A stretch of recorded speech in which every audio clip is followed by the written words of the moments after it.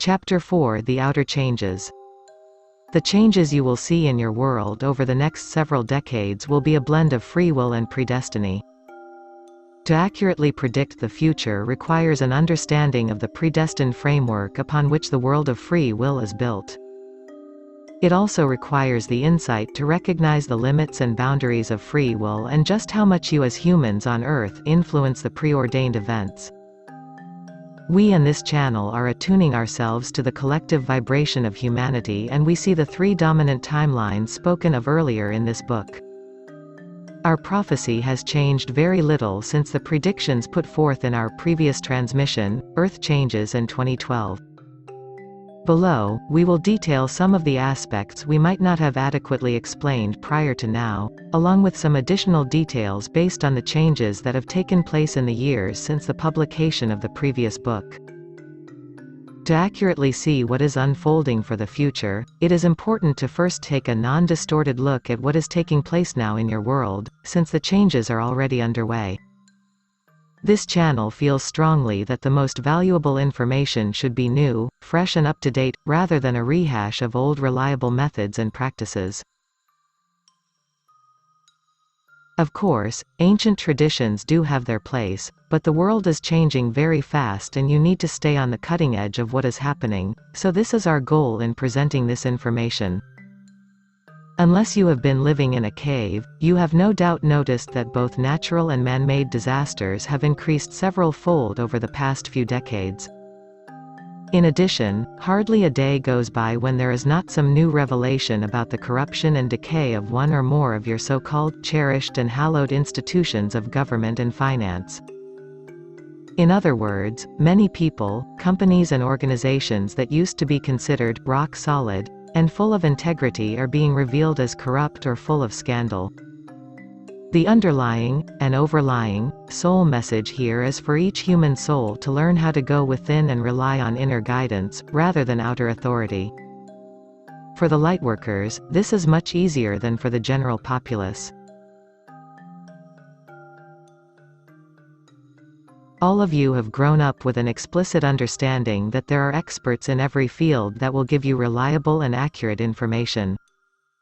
You have discovered, however, that many of these souls are working for institutions that have been bought and paid for by special interests. This is unsettling at best and terrifying at worst. Throughout our teachings, we constantly urge you to use critical thinking, investigative analysis, a willingness to look with non-biased perception, and openness to new ideas, when examining the conditions on your planet. Most of all, we urge discernment, no matter who is speaking, especially if the material claims to be from channeled entities.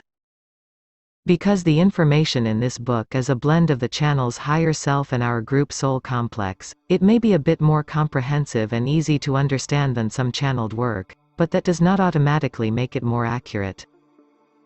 We encourage you to check out the following information and compare it to other sources, both channeled and more traditional. Do some research. Find out for yourselves what is really happening. To assist you in this endeavor, we begin our focus with some scientific information. Electromagnetic anomalies in the Sun and planets.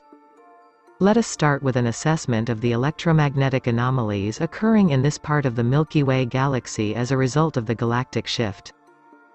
You will recall from our previous discussions that the galactic shift affects this entire section of your galaxy, including all the planets in your solar system, as well as your Sun. During a 150-year period, roughly 1950 to 2100, the Earth and Solar System are moving through an electromagnetic null zone, or photon belt, where the polarities of the EM field are considerably weaker than normal.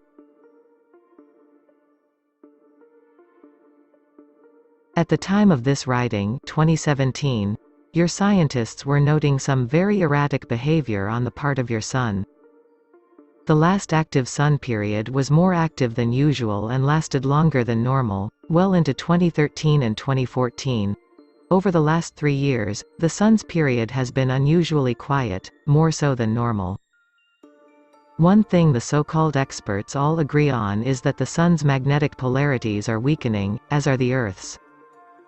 We predict that the partial collapse of the polarities on Earth will continue and that the field strength will remain about 40% weaker than normal, and the partial collapse on the Sun could be as much as 50% weaker than usual, after averaging the periodic fluctuations against a broad time period. The peak of the electromagnetic null zone in the area of your solar system, when the absence of polarity is the most noticeable, will occur around 2025. Although the precessional alignment of 2012 affected the Earth dramatically, it had a negligible impact on the Sun. However, the interaction of the precessional alignment on Earth with the galactic shift makes for a rather confusing picture as scientists try to predict what will happen to the Earth's EM field in the coming decades. Add to this the typical imbalance within the Earth's iron core resulting in variable movement of the magnetic poles. The North Pole is shifting more quickly than the South Pole, for instance, and you have a very complex picture that your supercomputers are working overtime to map. There are essentially four factors confounding your scientists that are making it difficult for them to predict accurately what is going to happen on your world. 1. The ongoing effects of the precessional alignment of December 21, 2012, the remnants of the comet Annan-Hutic in 2017 and the flyby of Nibiru in 2030. 2. The long-term effect of the galactic shift, 1950 to 2100. 3. The effect of thousands of beings in the higher dimensions assisting Earth and helping correct the imbalances fostered upon her by negatively oriented humans and dark ETs. And 4. The effect of the lightworkers on the electromagnetic grid system of Earth. We could have made the presence of negative ETs in or around the Earth a topic all by itself, but their effects are being kept to a minimum, and besides, most of them will be leaving the Earth between 2017 and 2030 because their vibration will no longer be supported here. Our discussion below will center on the various anomalies and fluctuations occurring in the EM field of Earth and particularly, the Sun, as you approach the midpoint of the galactic shift, around 2025. Sunspots, solar flares, and solar storms. Your scientists have measured solar cycles that peak and decline regularly, approximately every 11 years, meaning that periodically the Sun undergoes a heightened period of storm activity on its surface, followed by several years of relative quiet. While this is not entirely correct, it has been accurate enough for planning purposes among the technological community on Earth. Although this relatively small cycle is expected to continue throughout the galactic shift, the magnitude of the fluctuations in the EM field of the Sun will increase dramatically and the duration of each stormy episode will have greater variations. The most recent active period was a good example. By fluctuations, we mean increases and decreases of the intensity of sunspots and solar flares over a given period of time. To some extent, these erratic bursts of solar activity will create fluctuations in the polarity of the Sun's EM field, but overall the polarity will weaken, as mentioned earlier. The biggest fluctuations of the EM field intensity on Earth will occur not only during the portal openings, but during the period 2015 to 2035 due to the influence from the Sun's EM field. The radiation emanating from the quasars near the center of the galaxy on December 21, 2012, and the near proximity of other heavenly objects with significant EM fields in 2017 and 2030, will contribute greatly to the instability of the EM field of the Earth that is triggered by the galactic shift. As stated above, the galactic shift of 1950 to 2100 is the biggest contributor to instability in the Sun's EM field. Effects of EM shifts on the human body. How will these shifts in the level of polarization of the EM field and intensity of radiation from the Sun and quasars affect the human body? You have noticed, dear creators, that your electromagnetic bodies are an integral part of your experience as humans. You call this EM body, etheric, because it seems more directly connected to the ethers, or spiritual energy of the universe than your dense physical body. Everything in your physical universe has an electromagnetic component. Your physicists have correctly identified electromagnetism as one of the basic forces behind the creative process. Because your body is electromagnetic, you will experience the fluctuations in the Earth's EM field quite dramatically. Most of you are also quite sensitive to the Sun's EM field. Even now, some of you are aware enough to tell when a solar flare or solar storm is occurring without consulting instrumentation. Of course, your Sun is not the only object in the heavens that is affecting you. There are minor influences from nearby stars as well as the quasars near the center of the galaxy. Your bodies are continuously being bombarded by gamma and X-rays from dark matter, black holes, and other features of your galaxy. Every cell in your physical bodies contains an energy matrix that consists of the light keys and codes that configure the DNA and genetic structure that creates the various attributes of the body. The light codes and keys that generate the specific DNA configurations are in turn directly connected to the fluctuating EM fields in your etheric body. The etheric body fields are directly connected to the EM fields of the Earth and Sun, and all other heavenly objects. Basically, pure indifferentiated source energy gets stepped down through the different dimensions and is configured appropriately to each level as it descends in vibration. Once it reaches the fifth density realm of the etheric body, its primary expression shows up as scalar electromagnetic impulses, emanating from the etheric realms of your universe.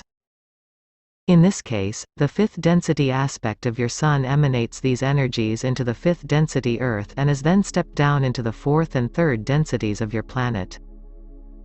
As this energy pulses out into space from your Sun, and from the other stars and quasars, it reaches the Earth and mutates the DNA in the cells of living organisms. Scalar pulses are quite different than polarized field pulses. When a scalar pulse reaches the Earth, the strength of the polarized field weakens considerably even though the intensity of the radiating field increases. This partial collapse of the polarized EM field, and the new resonant field created by the scalar waves, in turn create an opening into the etheric realms, which we are calling a portal or stargate. The change in the EM field polarity can be measured with your scientific equipment. Fluctuations in the strength of Earth's polarized field have already been detected, but so far they have only been of superficial concern for your engineers and telecommunications operators. Nevertheless, many are warning of a potential large-scale outage when impulses hit your satellites and other communications devices as a result of solar flares and solar storms. Your world is heavily dependent on telecommunications, more so than at any other time in history. A communications blackout lasting 3 days would have catastrophic effects on many of your systems of government and finance. The pundits issuing the warning are a lot like the boy who cried wolf. Because nothing much happened during your Y2K event, and subsequent end of the world scenarios have not manifested, many are discounting the effects of the partial polarity collapse. We anticipate major disruptions during the remaining portal periods and peak of the galactic shift.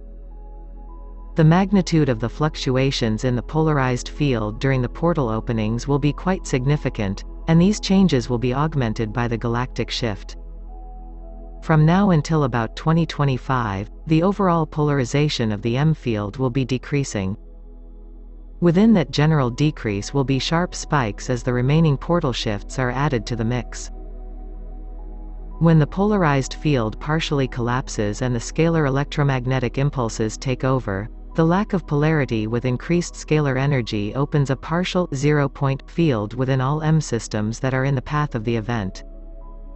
This zero-point field acts much like a tunneling device or wormhole, allowing energy to flow much more easily than before between the levels and densities adjacent to the Earth's normal composite vibration. In essence, the portal, or stargate, opens in a manner similar to that of a tunneling device that allows electrons to move across a previously impenetrable barrier. In spiritual terms, humanity is thus opened, has access to the etheric realms, or you could say that the veils between the etheric and physical dimensions are greatly lessened for a time. During each spike in the intensity of the M field, such as during the portal openings, cells are mutated in the physical life forms residing on Earth. From a biological perspective, these mutations involve responses from the DNA designed to enable the organism to adapt to the new frequencies. If the organism is unable to adapt, the mutation triggers immune system failure and eventually death. The strongest members of humanity will not only survive, but will thrive during the Earth changes. Keep in mind, dear students, that our use of the word strong here does not mean physical strength, but refers to a level of consciousness that includes the ability to be flexible and bend with the changes. So, in essence, the Darwinian viewpoint does have some relevancy, since most species mutations in the past have resulted in a dying off of the weakest members of the species and a transformation of the strongest members into new life forms. This is the separating the wheat from the chaff that you hear about in your religious circles, although most theologians do not fully understand what is taking place. They mistakenly attribute this natural selection process to judgment from God, when in fact, both the ascending and departing members of humanity are equally valid expressions of God. In other words, the Godhead, in conjunction with the individual wills of human souls, is choosing to divide humanity, without judgment, into various aspects, some of whom are ascending and some of whom are leaving Earth and reincarnating on other worlds.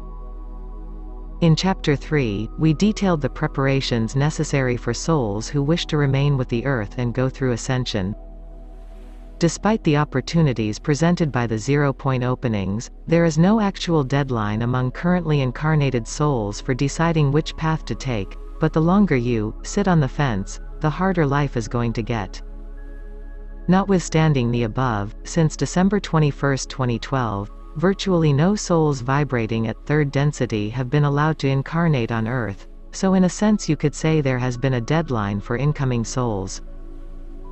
The portal shifts act like slingshots, dramatically intensifying the effects of the choices souls are making on Earth.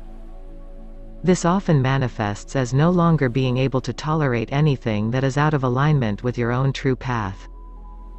For those who resist the lessons of the portal shifts, life on Earth will become more and more difficult. Souls must learn to match the new frequency of Earth by tuning into her diligently and with great sincerity. Paying lip service to responsible stewardship is not enough. You must tune into your beloved Mother Earth and feel her breathing, moving and evolving as a conscious being. Grid lines and ley lines. How do M fluctuations come into the Earth? How are they distributed to all life forms?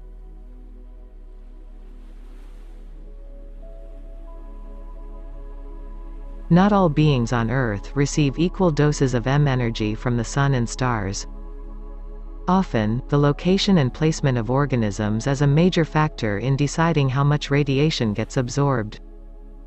If two organisms are sunbathing, for example, and one resides on a major ley line or vortex site, and one does not, the one on the ley line or vortex will initially receive stronger and more direct M energy fluctuations than the other organism. All souls on Earth will go through the mutations, but the ones living on ley lines and vortices will receive the energies first and with greater magnitude than those living away from ley lines and vortices. The scalar M pulses emanating from the Sun and stars flow first into the north and south magnetic poles of the Earth and then flow across the planet from north to south, or south to north, along longitudinal meridians. These are not the perfect systematic longitude lines of your navigational charts, although the concept is similar. These ley lines criss-cross the planet, sometimes over land and other times over sea. The grid network of ley lines intersects at various points, called vortices, or vortexes. Where the ley lines cross, the energy tends to become more concentrated. The M energy then moves out from the ley lines and vortices into the surrounding areas, gradually filling in the volume of the Earth's surface. Areas at high altitudes will get more direct transmissions than areas at sea level. The fluctuations move through the atmosphere and then through the water and finally across the land. As the energy moves out from the ley lines and vortices, it does dissipate somewhat, but is still much stronger than the so-called normal background level prior to the M-pulse transmissions. If you are an advanced soul who has cleared a lot of emotional and psychological trauma, it might be to your advantage to place yourself on a ley line or vortex during the portal shifts, or live there for a period of years during the galactic shift. If you are hypersensitive or have a lot of unresolved issues, it is probably best to distance yourself somewhat from the ley lines and vortices. This will give you a bit more time to process through your unresolved issues. Cities that are located near ley lines and vortices will tend to change more quickly and often with greater volatility than cities that are away from the distribution points of M energy. Because the energy changes are more dramatic on the ley lines and vortices, the resistance of human beings can also be greater. This can often precipitate violence and turmoil above the so-called normal levels found in most cities. In addition, you have man-made vortices, such as places of constant religious prayer and worship. These centers act in a similar manner to natural vortices, concentrating the energy. An example of a place with both natural and man-made vortices would be Jerusalem. One would expect to find greater than normal turbulence and change occurring in such a place, which is indeed the case. Although the religious traditions have been carried on there for thousands of years and can be considered rather stable at least as far as the ceremonies and rituals are concerned, the overall energy of the area is anything but stable. In summary, ley lines and vortices are areas of concentrated M energy, which in turn create an amplification of the balance and imbalance within human consciousness.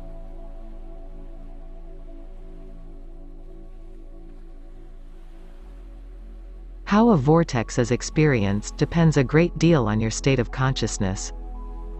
In general, your thoughts and feelings are magnified when you are on a ley line or in a vortex. Many souls who live in places like Sedona, Arizona, for example, find that hardly a day goes by without some cleansing, purification, or negative issues coming up to be healed. For those that have worked through much of their negativity, the energies of a vortex location can amplify their good intentions and creative visualizations, augmenting their ability to manifest their desires. The effect of human consciousness on Earth's grid system. Strictly speaking, positive and negative M-field polarities have nothing to do with good or bad, light or dark, or life-affirming or life-denying. Nevertheless, there is a correlation between the way consciousness emanates from human beings and the characteristics of M-fields. In other words, the quality of consciousness of a soul determines many of the properties of the M energy that emanates from the physical body. This energy can be measured using EEG machines and other devices. If a large number of souls are negatively oriented, meaning that their dominant state of consciousness involves fear and life-denying thoughts, these thoughts, which resonate within the group and between each soul of the group according to the law of attraction principle, will tend to congregate and amplify one another until a large resonant negative field is formed in or around the area where the negative thoughts are being generated. Areas where massacres or violent historical events have happened are prime candidates for the formation of a negative vortex. Negative man-made vortices tend to alter one's perception of time and space, just as naturally occurring negative energetic vortices do. Typically, time seems to move more slowly in a negative vortex and energy seems to drop. A feeling of tiredness or fatigue is common in such an area. Positive vortices operate according to the same principles, but in reverse. Places where great reverence has occurred over many years, such as sacred buildings, temples, monasteries or shrines, often generate positively oriented M-fields. Typical characteristics of positive vortices include time speeding up and a feeling of lightness and more energy. It is possible to reverse the polarity of a negative vortex by sending positive thoughts and feelings into it repeatedly. Unfortunately, it is also possible to turn a positive vortex into a negative one in the same manner. We observe both of these conditions occurring upon your world. You have places of great conflict where large numbers of souls are praying for peace. You also have souls sending positive vibrations at a distance to places of conflict on the earth. This peaceful energy mixes in with the negativity and in some cases is enough to transform the negative vortex into a positive one. Conversely, we have seen negatively oriented people sending their judgment and fear into positive vortices, thereby diluting the positive effects or in some cases turning such places into negative vortices. At vortex sites you will often find heightened positive and negative energies since a vortex tends to magnify whatever energy is placed within it. One of the simplest of vortices is a crystal. Crystals, by themselves, do not possess any healing ability or magical properties. The consciousness placed into the crystal, however, will be magnified due to the vortex nature of the molecular structure of crystals, so the crystal acts as a talisman, increasing the energy that is placed into it. Earth's vortex sites are the same way on a larger scale. When a place becomes recognized consciously by humans as a sacred site or vortex, it will tend to attract both positive and negative souls who wish to amplify and magnify their creative efforts. Just as performing a psychic cleaning on a crystal is a good idea, if you have a favorite vortex where you conduct ceremonies, rituals, prayer and healing, it is a good idea to clear the energy of that vortex regularly, using a standard clearing technique. You can contact the channel for more details on clearing techniques. Negativity occurring along ley lines will tend to be transmitted from the ley lines into the entire grid network of planet Earth. Since about 3/4 of the thought forms on Earth are negative, according to our previous definition, this negativity eventually ends up being distributed worldwide along the Earth's grid system. These negative vibrations also attract negative entities or thought forms from other places. Negativity in ley lines contributes to instability in the Earth's tectonic plates. The negative vibrations are out of phase with the Earth's natural rhythms, and she will attempt to correct this imbalance by shifting the layers of her being. She is already altering her frequency to match the incoming energy pulses from the galactic shift and portal openings. If the energy within her grid system is negative, this will clash with the incoming frequencies, thus often resulting in earthquakes, volcanoes and violent weather. Beings from intermediate dimensions travel along Earth's ley lines and vortices. They use the grid system of Earth to navigate and propel their spacecraft. If the energy of a specific area of the grid is predominantly positive, the more enlightened beings will travel along that section.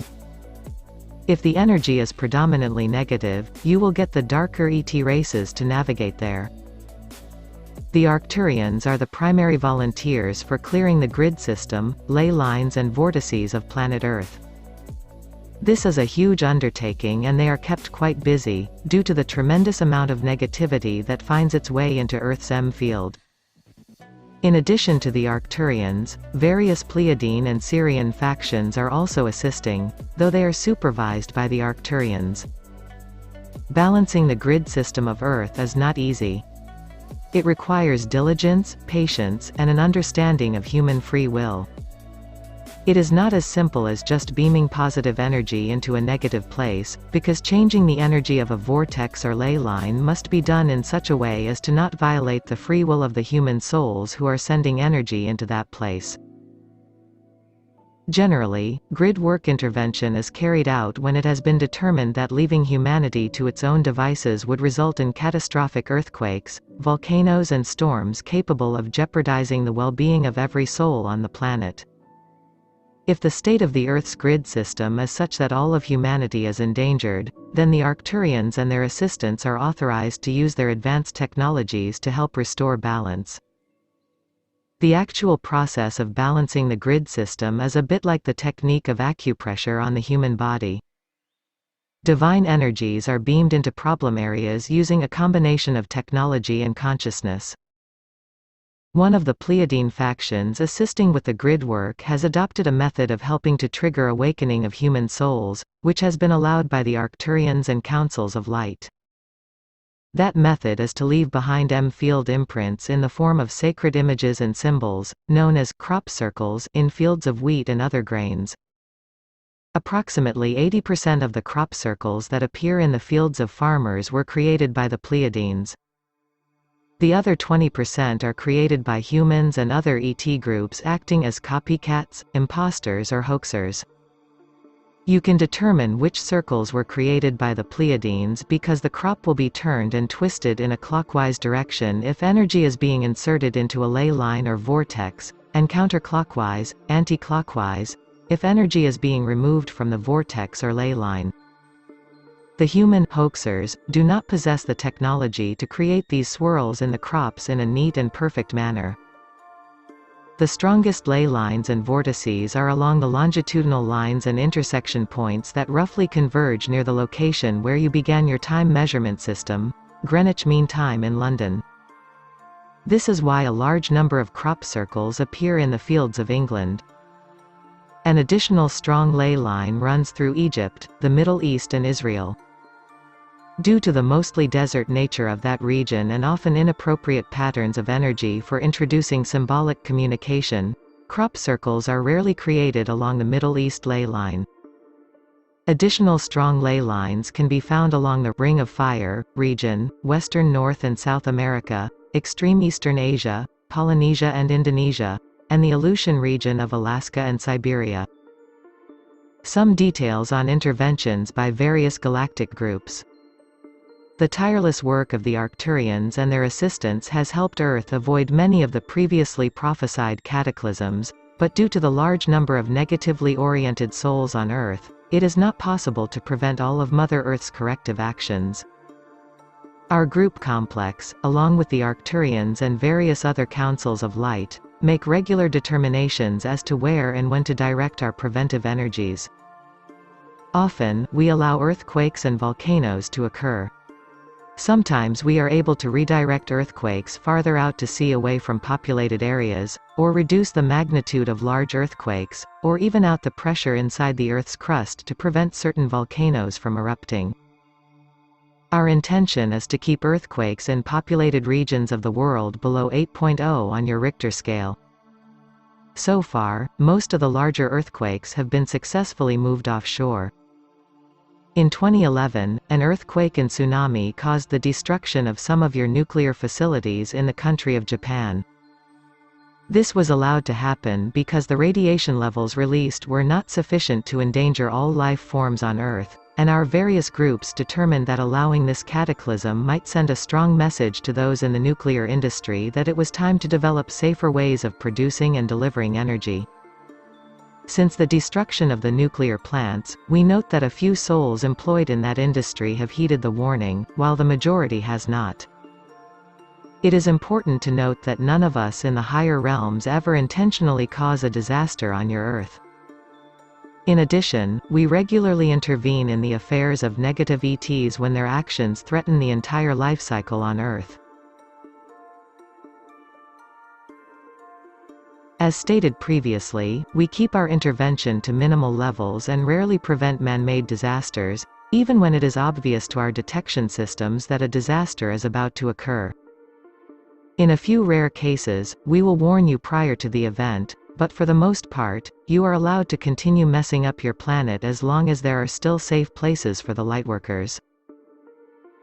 The Galactic Confederation, aka Galactic Federation, a group of souls from over 1,000 star systems, is the primary group in charge of neutralizing your nuclear, chemical and electromagnetic weapon systems whenever it is determined that the use of such devices could endanger the entire Earth.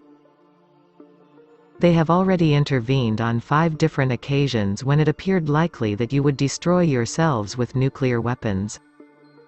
They have also prevented large-scale use of certain weapons when their deployment would have threatened to destabilize the Earth's grid system beyond the point of recovery.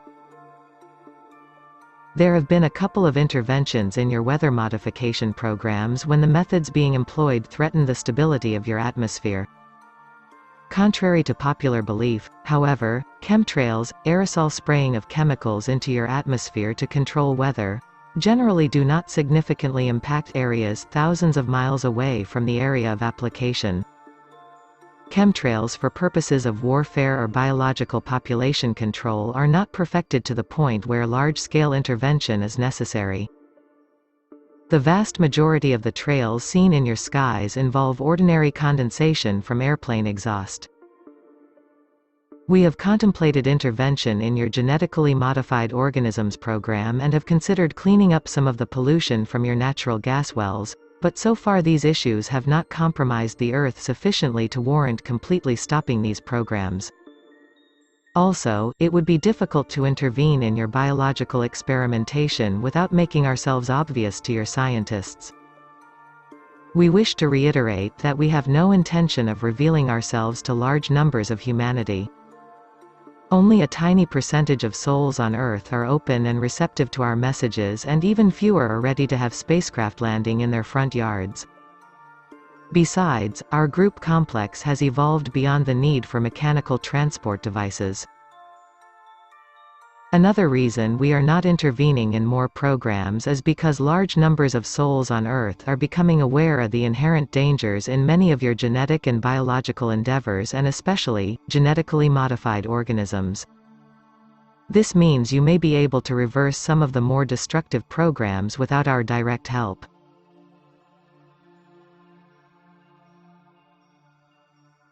We note that the use of genetically modified crops, and the large amount of pesticides sprayed on those crops, has endangered your honeybees and other insects.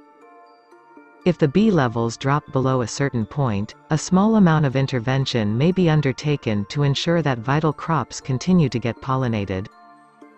We also assure you that some non-GMO seeds will be kept safe from cross-pollination. Electromagnetic pollution. The use of telecommunications devices, including mobile phone towers and other systems, has created fluctuations in Earth's EM field. These human-caused EM field fluctuations often interfere with your natural EM rhythms and the base rhythms of the Earth. Concentrated use of mobile phone towers and radio, TV transmitters also interferes with the navigational abilities of birds and insects. The effect on humans is cumulative and will contribute to the decline of the immune system in a large segment of the population. The effect is most notable in your cities. The use of mobile phones for more than 30 minutes per day, depending on the specific device and any shielding being employed, can create a significant residual vibration in your EM field. There are various shielding mechanisms and exercises you can undertake to minimize EM pollution.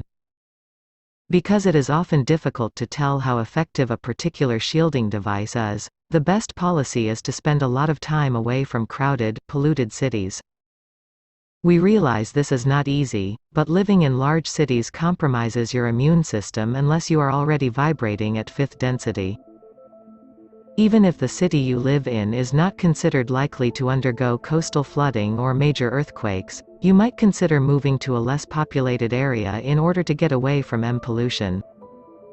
We will discuss later another important reason to get away from cities: the economic instability that is increasing almost daily.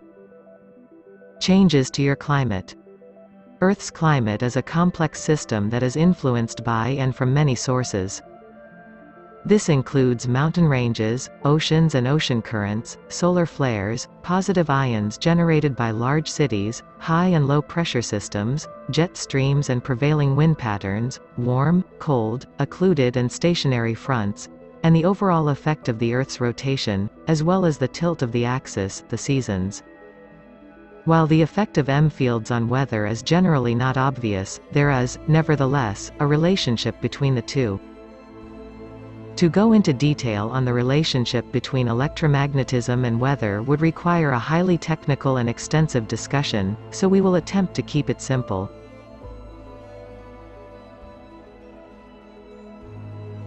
The Earth is an electromagnetic being of light, existing on 7 levels. The various levels interact with one another, often in harmony and sometimes not. Although weather exists in 4th and 5th densities, it generally falls into the 3rd density category. Human consciousness is 4th density and electromagnetism, 5th density. It is common knowledge in the higher realms that human consciousness affects the weather and vice versa. The influence of negativity from the mass consciousness of humanity on the M-systems of Earth was detailed in our previous section. The influence of negative consciousness on the weather of Earth will be discussed now. Basically, the M-field of Earth exists on all 3 primary density levels, 3rd, 4th and 5th. The level most relevant to our discussion is 4th density because that is the realm of mind over matter. While most individual souls on Earth have not perfected the art of psychokinetics, the ability to convert the energy of consciousness into a tangible mechanical force in order to move objects by thought, etc. When a large number of souls all think and feel the same way, or at least in a similar way, it can cause temporary positive or negative vortices to form that cross over from purely electromagnetic into the geophysical realm.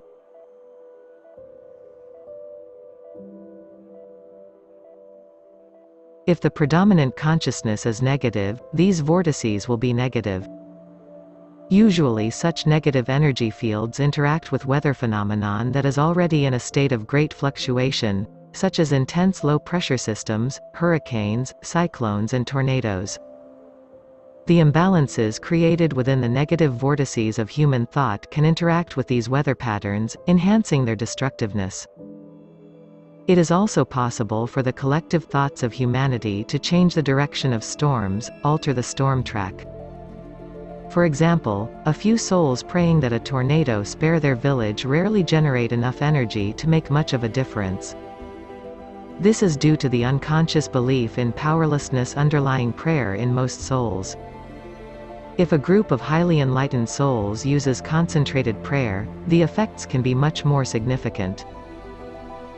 If you are a lightworker and you live in a sparsely populated area, you will have a greater positive influence on the weather around you than if you live in a city, because in a crowded place your thoughts can become diluted by the prevalent consciousness of the area.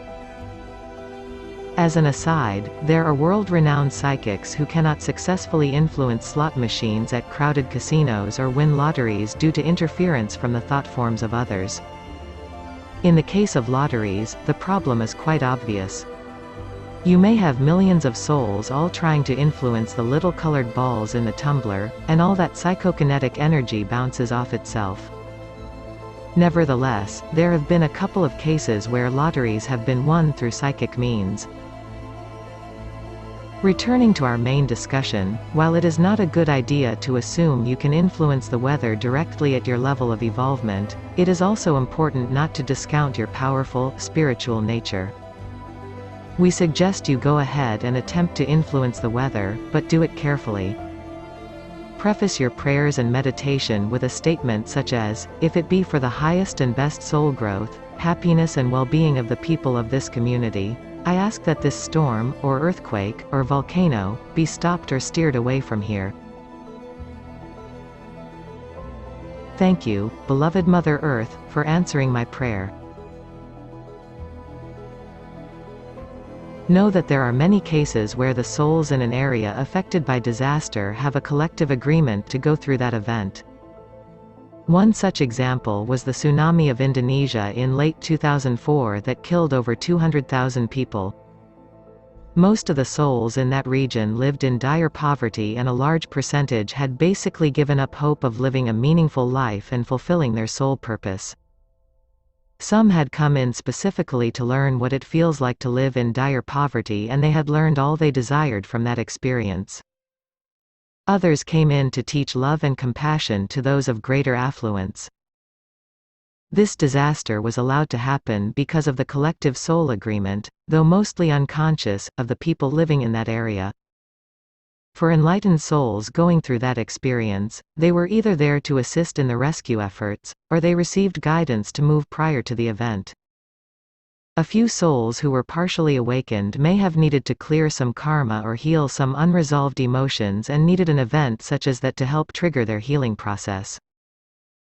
Regardless of the reason for experiencing a weather-related disaster, the role of human consciousness in weather needs to be understood.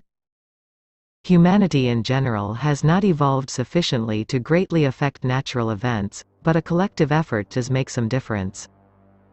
A unified humanity is capable of altering the trajectory of celestial objects, for example. Conversely, an area with a lot of negativity can bring undesired weather conditions. To review, it is pretty much agreed that weather can affect human moods, but not very many souls are aware that it can go the other direction as well. An area with a lot of suppressed anger, for example, can attract to itself violent storms. While it is overly simplistic, and not very compassionate, to state that people bring natural disasters upon themselves because of their unresolved emotions, there are, nevertheless, many situations in which this has played itself out in Earth's history. Regardless of how much of a role humanity plays in attracting or repelling weather-related calamities, it is possible to tune into the moods of planet Earth and anticipate where violent weather will strike and how you can be safe from extreme storms. To do this, the first step is tuning in to the natural world. This may seem obvious, but a lot of souls get so caught up in their daily lives that they barely take time out to gaze up at the sky and notice the types and direction of clouds. You can determine the level of barometric pressure even if you do not have any instrumentation, by becoming aware of the subtle changes in your body and that of animals and plants. An area can communicate to you its general feelings about the coming seasons. Even if the trees do not drop their leaves early, you can often sense when it is going to be a hard winter. After each section below, we will give our perception of the places most likely to be relatively unaffected by severe cataclysms, such as violent storms and earthquakes. Due to free will, these safe places can shift over time, so take this only as a guide and not as gospel. Violent storms, cyclones and tornadoes. Over the next 20 years, the number and intensity of extreme storms is likely to increase dramatically. The years 2011 to 2016, for instance, were some of the most active ever recorded for disasters. Many of the world's largest rivers have had historic floods. Cyclones have become erratic, sometimes occurring out of season, and moving in more unpredictable ways. A number of major cities are predicted to be in the path of severe storms as the Earth changes continue to accelerate.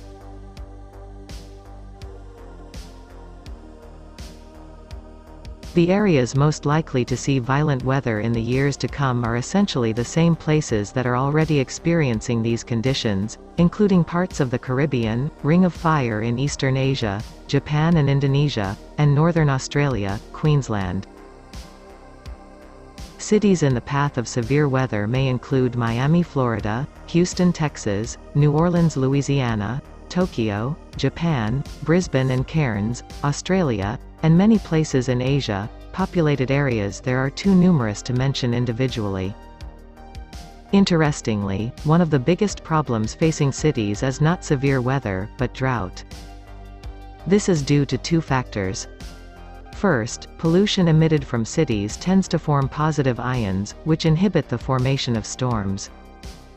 You might note that large, general storms still hit cities regularly, but in areas or at times of the year when storms are more localized, they will often circumvent large cities due to the blocking ridge of positive ions. Second, a lot of souls love warm, sunny weather, regardless of whether or not they live in a sunny climate zone. The combined thought forms of rain, rain, go away, come again another day, can influence the formation and path of storms. We will talk more about drought in the next section. Best places to avoid severe weather. Almost every area of the planet experiences some severe weather at different times of the year. By listening to your inner guidance, you can receive instructions as to when to plant crops, protect property, seek shelter, etc. There will be a few places that normally do not get cyclones, hurricanes, typhoons, and windstorms, tornadoes or large hail, that will start experiencing these conditions more often. However, for the most part, the areas currently favored by these events will simply receive more of them, with greater intensity. If you live in a heavily forested mountain area, you will tend to get more erratic winter snowstorms, some years with heavy snowfall, others with almost none at all. In general, there will be a greater variance than usual in the temperate zones, but you will likely not experience many severe outbreaks during the warmer seasons if you live in the northern forests of North America, Scandinavia and Siberia, or the southern areas of South America and New Zealand. Keep in mind that the areas mentioned below include the places least likely to be in the path of hail and windstorms, but do not include places safe from drought and floods, which will be covered next. Table 4 Best places to avoid severe weather: North America, Southwest Canada, Northwest USA, South America, parts of Argentina, Brazil and Uruguay, Europe, Southern France, Northern Italy, Greece, Middle East, most areas. Asia: Ural Mountains, Mongolia, Northwest China, Africa, South Africa. Australia: North New South Wales, South Queensland. Droughts and floods. Although there are many parts of the world that will likely be free of violent storms, almost every part of the Earth will experience more erratic climate conditions. This means more floods and droughts, and the problems that result from these imbalances, namely, fires, mudslides, ruined crops, pestilence, starvation and lack of fresh water.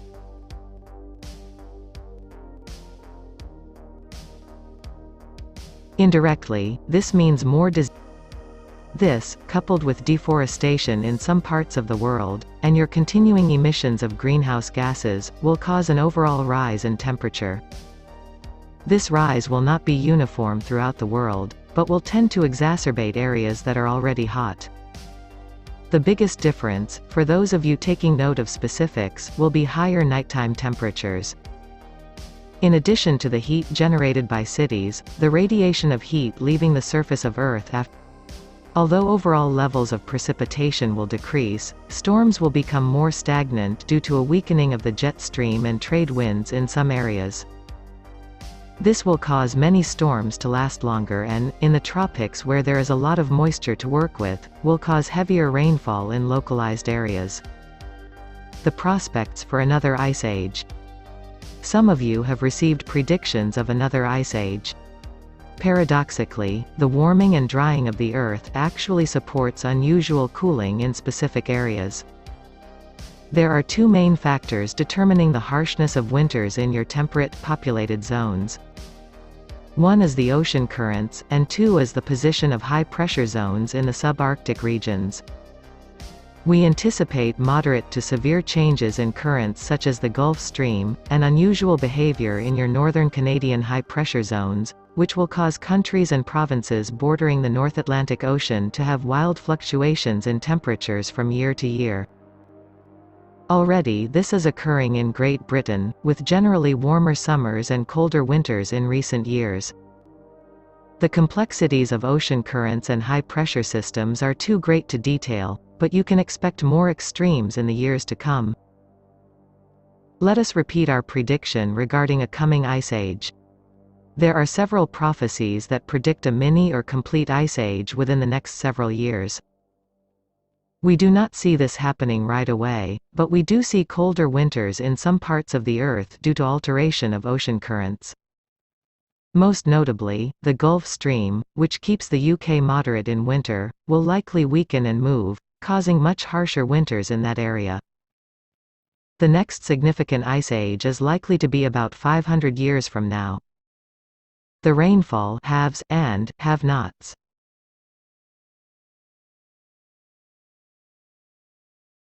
Returning to the subject of flooding, we see major problems with your rivers, dikes, levees, bridges and surrounding farmland in many countries.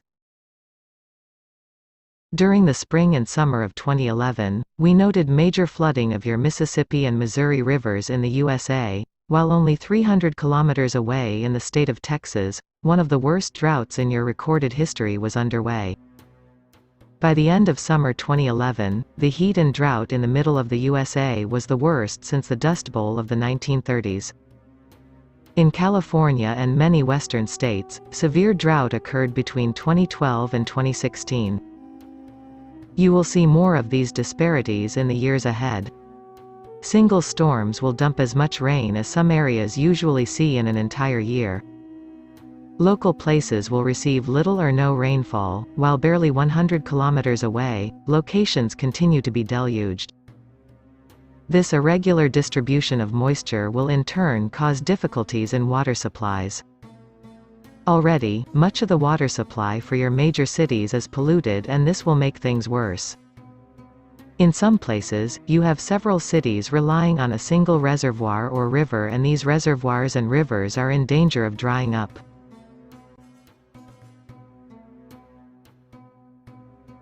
We observe that in some of your existing deserts, there are lush green golf courses, water parks and artificial lakes. It seems in your desert cities that the vast majority of the population is in denial about everything that is necessary in getting water there. As long as water flows out when you turn on the tap, it's business as usual.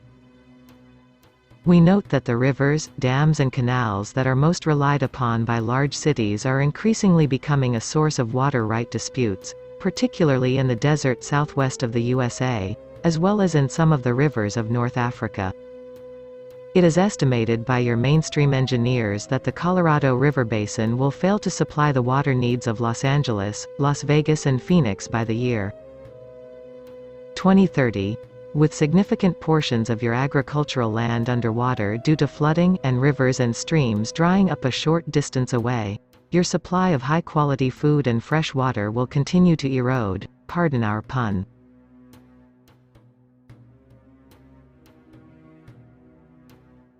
How droughts and floods affect food distribution.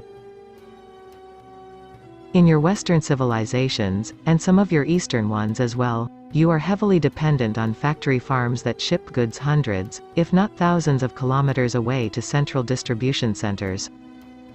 From these centers, your fossil fuel-driven trucks transport the food to supermarkets and warehouses. If floods or drought strike one of these central agricultural regions, then it will be necessary to get your food from even farther away if you have no local options established. You have no doubt noticed the escalating cost of fossil fuels. As it gets more expensive to ship the dwindling supplies of food and water, prices will inevitably rise. The channel notes that in recent years, the average price of some major commodities rose between 40% and 80%. We also note that a lot of this increase was due to commodity price speculation, a legal form of gambling that occurs in your stock and options markets. Essentially, financial traders bet that the cost of resources will go up and they trade accordingly, forcing the prices up artificially above the levels normally associated with the economic principle of supply and demand. To cut costs, agribusiness companies are resorting to genetically modified crops and are taking shortcuts in their inspection programs. You can couple this with the fact that a huge portion of food grown in the industrialized nations gets heavily processed with chemicals in order to keep it on store shelves longer without spoiling. Of course, there are also chemicals to make the food taste and look better, almost all of which have been determined to be unhealthy to the human body. We do not intend to ramble on about the sorry state of your food distribution system. Certainly in fertile areas local organic farms are sprouting up, again, pardon our pun. The phrase, "eat and shop locally," is more than just a catchy slogan. It will be a way of life in the years to come. Since only about 10% of the world's land surface area is considered a fertile region, those living in desert cities and other areas with limited agriculture will experience a sharp decline in standard of living. This will cause mass migrations, starvation and thirst in humans. Many humans are currently underfed and dehydrated. This is due, in the poorest countries, to insufficient amounts of whole food and fresh water, but in the industrialized countries it is due to poor diet and the overuse of sweet and caffeinated beverages. As the economies of most countries continue into decline, Many humans will cut corners to save money, opting for the brightly colored package with no nutrition inside, over the healthy product that costs much more. As Earth approaches the year 2020, shortages of basic food products will begin to appear, or disappear, on store shelves. This will be due not only to climatic conditions, but also the escalating cost of fossil fuels and instability in governments. Many of the riots and revolts currently being experienced in the Middle East will spread to seemingly more stable countries, including the United Kingdom, USA and even China. As standard of living conditions worsen, the people will have less tolerance for continuing to live in a system of haves and have-nots. These revolts will tend to happen in the more affluent parts of the world, because in the areas already hit by scarcities of food and water, there is very little energy available to put into protests. People are more concerned with just trying to survive day to day. As mentioned in Chapter 1, the day will come when roving bands of people in search of food and water will overrun towns and villages, plundering as they go along.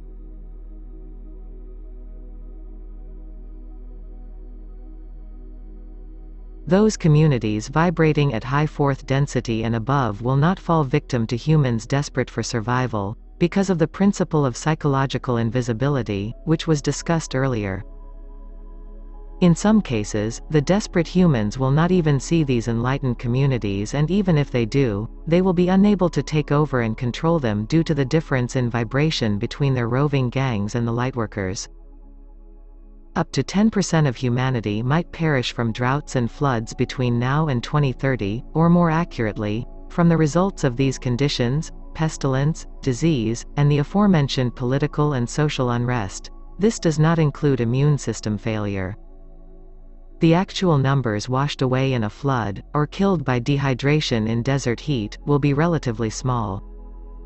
More likely is the scenario of illness from contaminated water, found in both floods and droughts, as well as famine from ruined crops.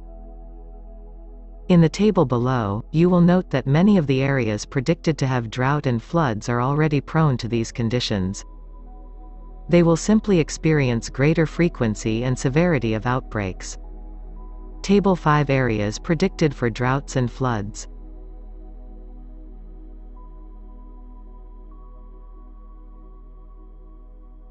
North America, Mississippi River Delta and New Orleans, flood, southern Florida, drought and flood, Central California including deltas and San Joaquin, Sacramento River valleys, drought and flood, Southern California, drought, flood with mudslides, especially in El Niño years, Midwestern USA, drought and flood, Central South Canada High Plains, drought and flood, Central Mexico High Basin lands, drought and flood, parts of Guatemala and El Salvador, flood. South America, Upper Amazon River Basin, both drought and flood, southeast coast including Brazil and Argentina and the major cities of Rio de Janeiro, Buenos Aires and São Paulo, drought. The city of São Paulo has already experienced extreme drought during 2010 to 2015. Europe, Southern United Kingdom, flood and drought, northern and central France, flood and drought, parts of Belgium and the Netherlands, flood, southern Spain, drought, northern Italy below Milan, flood, parts of Greece and Turkey, drought, parts of Yugoslavia and western Russia, drought and flood. Africa, northern countries, flood, east central countries, flood, west central areas, drought. Asia, northern and central Russia, drought, northern China, flood, southern China, drought, Malaysia, flood, southern Japan, drought, central India, drought and excessive heat, southern India, flood. Australia, southern and western Victoria, drought, northern Queensland, flood. The best places to avoid floods and droughts. In determining our criteria for the best places to live, we are taking into account many factors besides climate, including assessing the infrastructure already in place to consume locally produced food, as well as water tables and level of pollution. For example, the San Joaquin Valley of California in the western USA may produce a lot of food, until the sea levels flood the levees in a few years, but the quality of the food is generally very poor, with high levels of pesticides in most crops and depleted soil from overuse. This region currently grows almost 1/4 of the produce distributed in the USA. Therefore, the inland valleys of California are not on the recommended safe list. Generally, all the areas listed below need to be at least 6 meters above sea level to be considered safe. Here is the list. Table 6 Best places to avoid drought and flood: southwestern and southeastern Canada. Northwestern and northeastern USA, portions of inland southeastern USA, Costa Rica, and portions of Central America, Uruguay, and parts of Argentina. Southern France and northern Spain, parts of the Ural Mountains in southern Russia, portions of western China and southern Siberia, portions of central and southern Africa, portions of northern New South Wales, Australia. Note: you can also see that the United Kingdom is not on the list. This is due in part to the anticipation that the summers will become hotter and winters colder due to disruption of the Gulf Stream.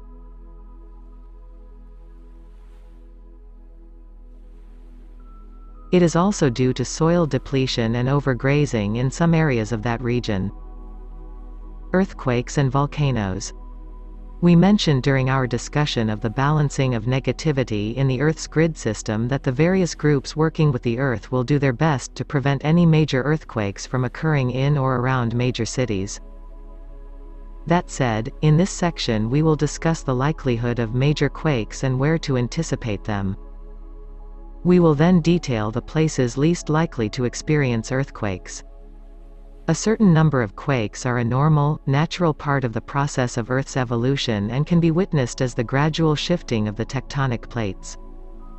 However, you also have destabilizing effects caused by human and negative ET souls. These include 1. Negative energy being generated by large numbers of humans, and negative ETs, especially those living on or near ley lines and vortices. 2. The effects of hydraulic fracturing of shale in order to extract natural gas, a practice often known as fracking. 3. Underground tests of nuclear devices, a practice that has declined in recent years, but still occurs in some countries. 4. The surge in volcanic activity in certain portions of the Ring of Fire, that triggers earthquakes and tsunamis in some cases. 5. A small number of quakes induced electromagnetically by humans, and negative ETs, tinkering with the upper atmosphere in projects such as HAARP. And 6. Intentional manipulation of the Earth's magnetic field by negative ET groups. Please remember that the activities of negative ET groups are being closely monitored by many positive ET groups, and in any cases where the activities of the negative ETs are endangering the entire Earth, they are being neutralized by the positive ET groups. The prophecies that state that major portions of landmasses will disappear under the sea, or new landmasses will rise thousands of meters into the air, are either erroneous, or are based on a very large time frame, relative to human generations. In other words, this channel has correctly stated that it would take 9.0 magnitude earthquakes occurring every day for about 30 years to cause 4,000-meter-tall mountains to sink beneath the sea, or new mountains to rise out of the sea to that altitude. During the increasing intensity of the galactic shift, up until about 2025, the frequency and magnitude of earthquakes will continue increasing, but not to the extent described in many of the doom and gloom prophecies. Many of the doomsday prophecies were given as warnings to humanity that this is what can happen if humanity does not make major changes. We see, however, less than a 0.1% likelihood of cataclysmic earthquakes during the portal shifts. Essentially, without any intervention in humanity's affairs, the Earth changes would indeed be much more severe than they are currently. This is because the negativity generated along the ley lines and vortices would have triggered a great many 9.0 plus earthquakes by this time. In addition, as stated numerous times before, you would likely have annihilated yourselves with nuclear weapons on at least 5 occasions. Without divine intervention in the form of positively oriented beings from higher dimensions, the negative ETs would have successfully taken over your planet, either directly, or through interbreeding. Some of these groups would have found a way of destroying all life forms on the planet except those that are appropriate to their own selfish ends. The very fact that you are here reading these words is attributable to the various divine dispensations that have been granted to ensure that there are always safe places for the lightworkers. Let us now take a look at the most and least likely places to see earthquakes and volcanoes in the years to come on Earth. Notwithstanding the divine dispensation information given above, here are the latest predictions of where earthquakes and volcanoes will occur and locations of safe places where there is little or no chance of earthquakes and volcanoes. The where and when of earthquakes and volcanoes. First of all, let us respond to a few recent prophecies given by others before we give our own. We do not anticipate an eruption of the supercaldera, Yellowstone Lake at Yellowstone National Park, for about 10,000 years. Such an eruption would make most of the southern part of Canada and northern part of the USA uninhabitable for years.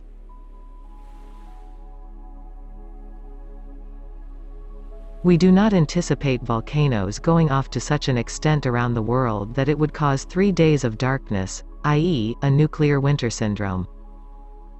At this point, there is less than a 50% chance that Mount Shasta in Northern California will erupt in the next 30 years. Mount Rainier in Washington state has about a 50-50 chance of erupting in the next 30 years. Various ET groups are monitoring the situation to see if intervention is appropriate. There are 2 volcanoes in northwest Canada and 2 more in southern Alaska that may erupt, as well as 2 farther out in the Aleutian Island chain. There are 3 volcanoes in the Asian region of the Ring of Fire that may erupt. There are 2 mountains in Indonesia and 2 in the Philippines that could erupt. These are in addition to the ones that are currently active. If you wish more details, such as the names of each individual volcano and its likelihood of eruption, please furnish the channel with geological maps. Keep in mind that the activities of the Arcturians are influencing the likelihood of these eruptions. As for earthquakes, we anticipate several moderate ones in the region known as Southern California, between 6.0 and 7.0 on your Richter scale, within the next few years, but the only one we see above 8.0 would occur about 200 miles off the coast of Eureka, California. We see a moderate tsunami being generated from that quake. About 300 miles west of the Olympic Peninsula, we see an earthquake occurring between 7.0 and 8.0. We see a minor tsunami being generated. South of the Aleutian chain, we see several earthquakes in the 7.0 to 7.5 range, generating small tsunamis. In Japan, we see 2 additional earthquakes in the 7.0 to 8.0 range, generating small tsunamis, probably aftershocks of the one that occurred in early 2011 that had a magnitude of 9.0. By the time this book goes to print, these aftershocks will likely have already occurred. We see some new quakes not related to the one in 2011, one north of Japan and one south, in the 7.0 to 8.0 range over the next few years. We see 2 quakes in the Indonesia area between 7.0 and 7.5. At this time, we do not anticipate major tsunami activity from these events. Damage will be relatively minor. We see 1 quake in Chile, South America, at about 7.5. We are working with the Arcturians to help move this quake farther out to sea. Nevertheless, we anticipate some damage and casualties. The timetable for this quake is uncertain. We see a quake off the west coast of Africa at about 6.5. There is no window of time calculated at this point. We see a quake in central Turkey at about 6.5. We have some channels in the area that will hopefully alert the people of Turkey beforehand. This is not a particularly strong quake, but substandard construction in that area can cause major damage during quakes above 6.0. We see 2 quakes in central China in the 6.5 to 7.0 range, mostly in relatively unpopulated areas. We see several quakes in the Madrid Fault of central USA in the 6.0 to 6.5 range. We see possible levee breaches along major rivers in the area as a result. Your engineers are attempting to shore up the levees after historical flooding during the spring and summer of 2011 in the areas near the Madrid Fault. By the time this book goes to print, several smaller quakes will likely have occurred, which are precursors to larger ones. We see several smaller quakes in the Middle East region. No time windows are given. We see 2 quakes in Mexico in the 6.5 to 7.0 range. These will likely occur in the high mountains south and east of Mexico City, causing only minor damage. The Arcturians are attempting to move smaller temblors in the 5.5 to 6.0 range away from Mexico City, since there are millions of inhabitants of that city that live in substandard dwellings capable of being completely destroyed in quakes above 5.5. Table 7 The safest places to be during earthquakes and volcanoes. Eastern Canada and Eastern USA, Western Gulf of Mexico. United Kingdom and Scandinavia, Central Europe. Northern Siberia. Eastern South America, Eastern and Central Africa, Western Australia.